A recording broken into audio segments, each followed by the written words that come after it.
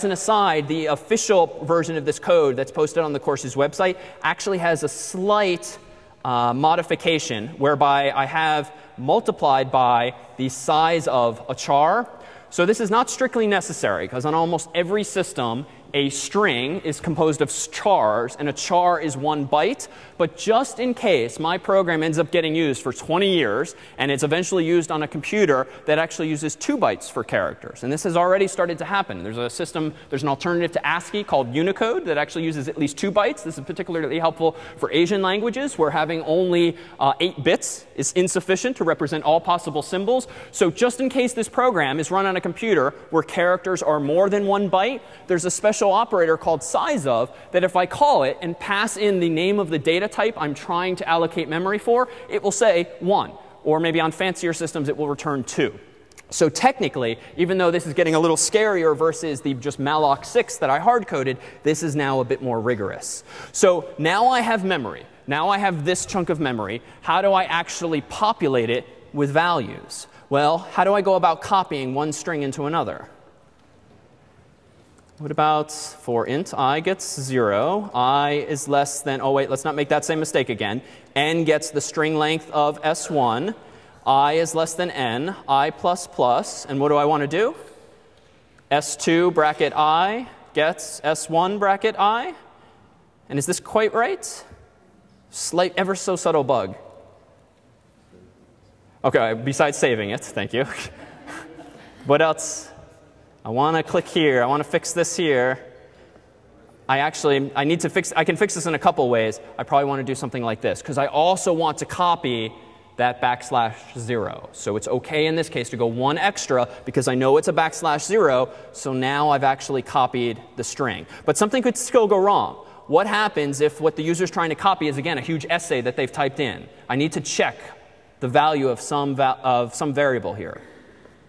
If s2 equals null, what I should really do here is something like printf an error occurred, e.g. out of memory, or something like that.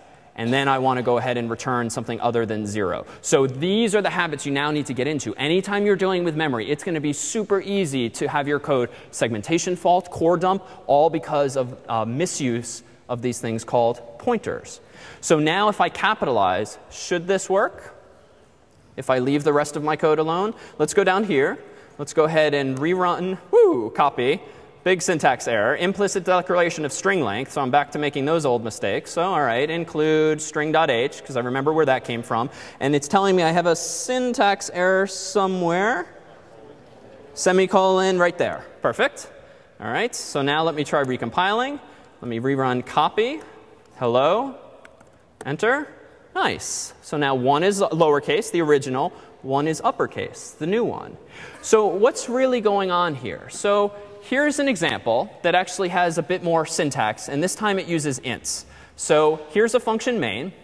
And let's say we allocate a variable x. But it's this time not an int. It's going to be a pointer to a value x. Rather a pointer to an integer. So let me erase this and draw a picture consistent with what's going on here. All right.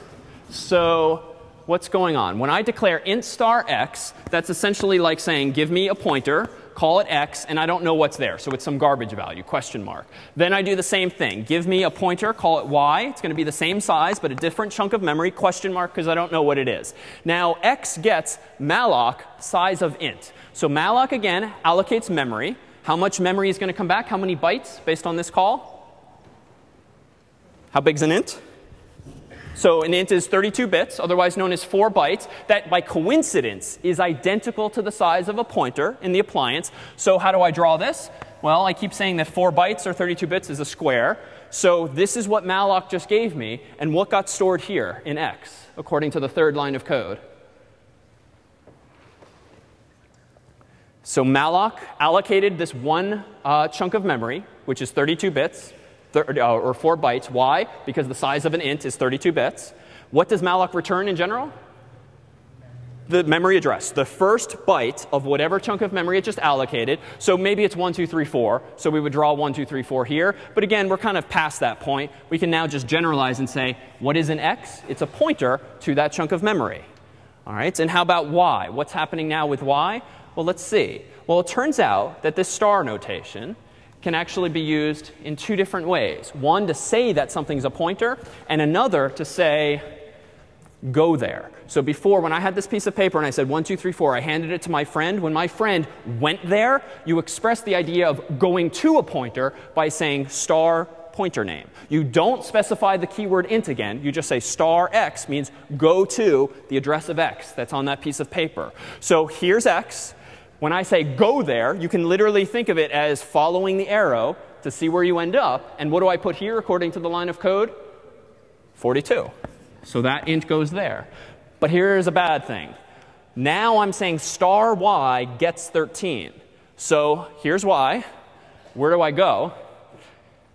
Question mark you can now think of as being like, who knows where this actually is. It's pointing to some garbage value. So where am I going to go? I'm going to follow this pointer, and then bam, I'm going to put 13 here.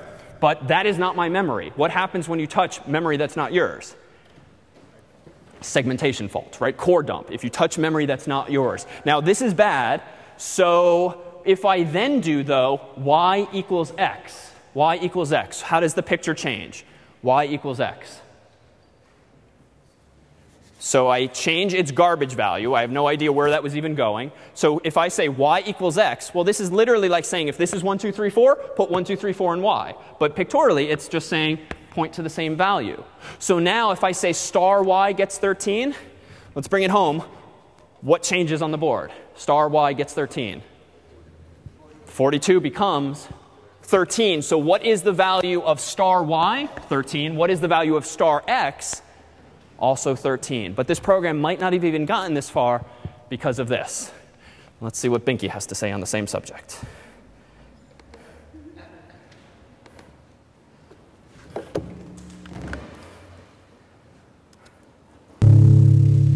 Hey, Binky, wake up.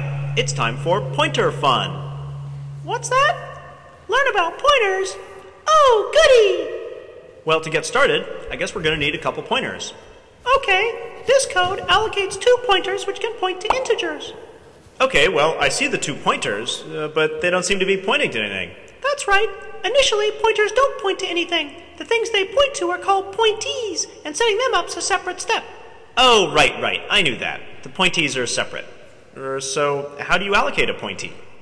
OK, well, this code allocates a new integer pointee, and this part sets x to point to it. Hey, that looks better. So make it do something. OK, I'll dereference the pointer x to store the number 42 into its pointee. For this trick, I'll need my magic wand of dereferencing. Your magic wand of dereferencing? That's great. This is what the code looks like. I'll just set up the number and... Hey, look, there it goes. So doing a dereference on x follows the arrow to access its pointee, in this case to store 42 in there. Hey, try using it to store the number 13 through the other pointer, y. OK, I'll just go over here to y and get the number 13 set up, and then take the wand of dereferencing and just... Whoa! Oh, hey, that didn't work. Say, Binky, I don't think dereferencing y is a good idea, because, setting up the pointee is a separate step, and I don't think we ever did it. Good point. Yeah, we allocated the pointer y, but we never set it to point to a pointee. Very observant. Hey, you're looking good there, Binky. Can you fix it so that y points to the same pointee as x? Sure, I'll use my magic wand of pointer assignment. Is that going to be a problem like before? No, this doesn't touch the pointees. It just changes one pointer to point to the same thing as another. Oh, I see. Now y points to the same place as x. So wait, now y is fixed. It has a pointee. So you can try the wand of dereferencing again to send the 13 over. OK, here goes. Hey, look at that. Now dereferencing works on y. And because the pointers are sharing that one pointee, they both see the 13. Yeah, sharing, whatever. So are we going to switch places now? Oh, look, we're out of time. But just remember the 3 pointer rules. Number 1, the basic structure is that you have a pointer, and it points over to a pointee. But the pointer and pointee are separate, and the common error is to set up a pointer, but to forget to give it a pointee. Number 2, pointer dereferencing starts at the pointer and follows its arrow over to access its pointee. As we all know, this only works if there is a pointee, which kind of gets back to rule number 1. Number 3, pointer assignment takes one pointer and changes it to point to the same pointee as another pointer. So after the assignment, the two pointers will point to the same pointee. Sometimes that's called sharing. And that's all there is to it, really. Bye-bye now. This is Binky. This is Nick Parlanti of Stanford University. This is CS50. We will see you next week.